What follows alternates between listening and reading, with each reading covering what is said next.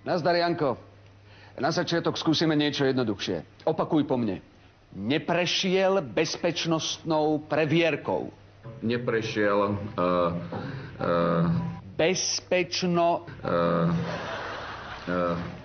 cez bezpečnostnou previerkou. Bezces. Joj. Dobre, niečo jednoduchšie. Je teraz v Žiline s jedinou úlohou. Je teraz v Žiline s jediným...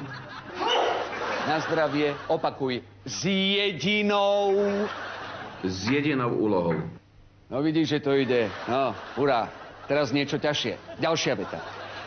Je toto normálne, aby v demokratickom štáte takto bola zneužívaná politická moc?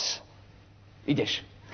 Je toto normálne, aby v demokratickom štáte takto bolo zneužívaná policajná moc? Bola zneužívaná. Nie, bolo zneužívané. Maďar. No, poďme ďalej. Je to nehoráznosť. Je to nehoráznosť.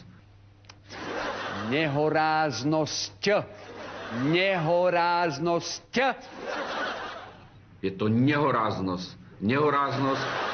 Čo je, hluchý toto? No poď ďalej. Zrazu sa našiel na protidrogovej jednotke v Žiline. Zrazu sa našiel na úrade boja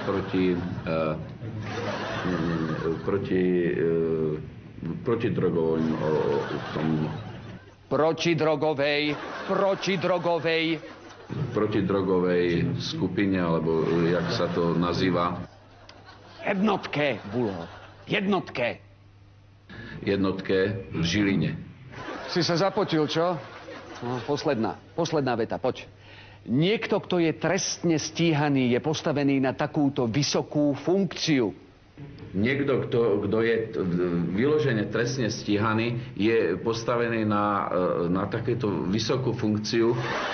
Nie takéto funkciu, ale takúto funkciu, takéto.